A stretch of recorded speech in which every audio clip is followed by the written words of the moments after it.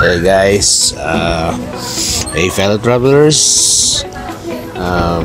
kararating lang namin dito sa hotel and now we're feeling a bit peckish, so we decided to venture out to look for something to eat. But nung nasa hotel kami, there are no stores in sight, so we had to ask for directions. And remember guys, this is in Hong Kong, so unti lang ang marunong mag-English. So minsan nakapagtanong kami, pero kahit basic English hindi nila kayang magturo ng direction. So ang naintindihan lang nila is 7-Eleven. Then now pagdating namin dito sa sa 7-Eleven,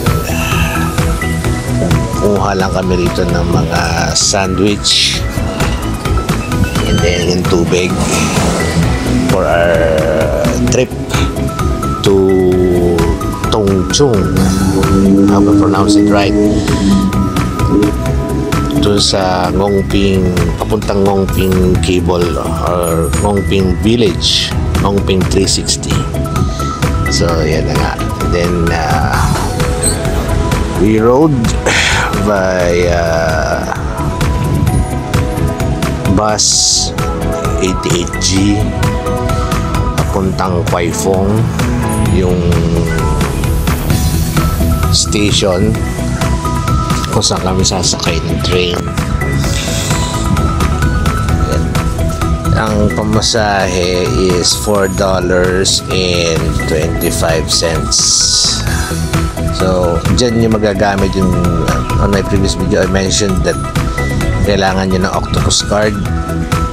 Doon yung gagamitin po yun, unless pwede naman kayo mag coins o yung paper bills, pero I advise you or encourage you to get an octopus card so that less hassle yung travel.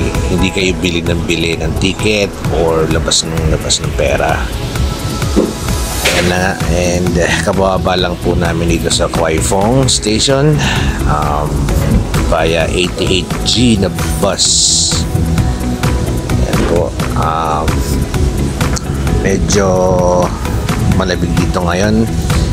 It's 19 degrees and this is in January.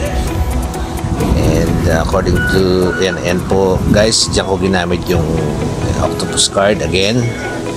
Hindi na ako bumili. Yan, medyo nagna-navigate kami kasi dito sa Hong Kong is kung may pupuntahan ka, depende sa train yan. Hindi lang isa ang train route dito, bago-bago. Kung may pupuntahan ka, pwede dilipat ka tulad yan. And yan, be careful sa pag ng pasok ng train. Yung isang kasama namin na ipit. Yan, yan na nga. Ang train dito guys is mabilis compare dito sa LRT natin or MRT natin. Mabilis talaga siya. And now we're heading to another station to take us to Tongchung. And yan po ang susunod na station. Guys, minsan bababa kayo ng mga escalator para to change stations. So dapat may map kayo or meron kayo download nyo sa Google or meron kayong map. Be informed or check nyo yung Google kung paano yung interchange ng mga trains. Anyway, matututunan nyo naman po yan pagka parating kayo.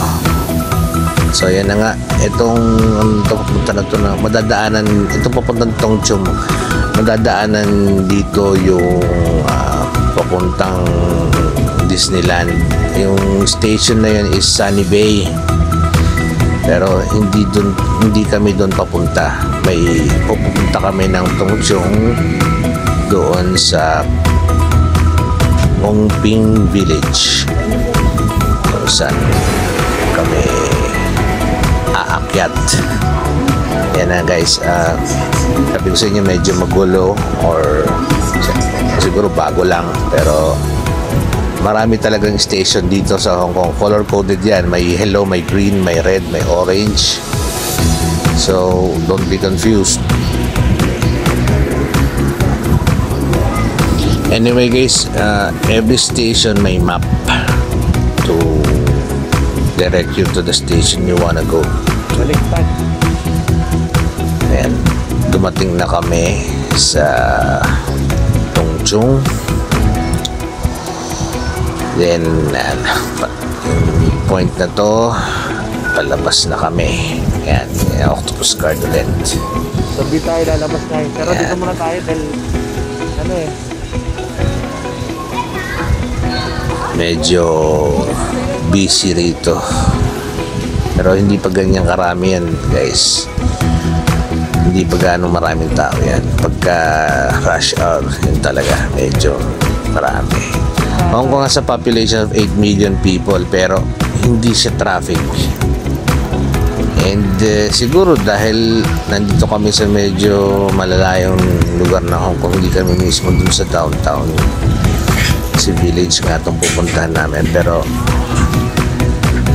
hindi talaga, walang motor. I mean, may motor pero wala yung mga maliliit na motor.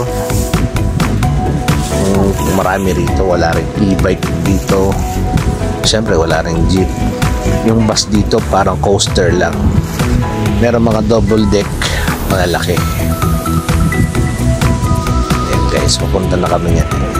Ito na po yung entrance sa puntang sa Ngongping cable car. Sorry. Your attention please. Touting, hawking, or any unauthorized commercial activities are not allowed in the stations. Offenders may be prosecuted. Guys, again, itong ginawa namin ito is yung kung DIY na trip.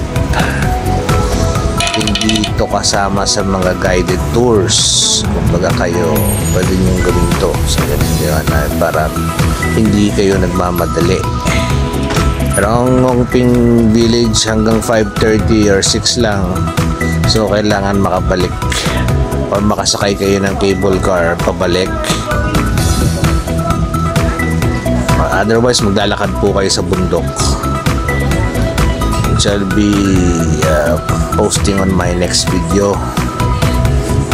Makikita niyo po may mga trail dyan sa bundok. I advise you to be on board the cable car precisely 5:30 para hindi kayo maiwanan or before 6. Dito bumili na po kami ng ticket niyan para sa cable car. Ayan po. Round trip na yan guys, so wag niyong iwawala yung ticket. Yung ticket na bibili nyo, wag niyo pong tatapon. And that's all for now guys. See you in my next video. And doon na po yan sa Ngongping Village. God bless. Thank you again for watching.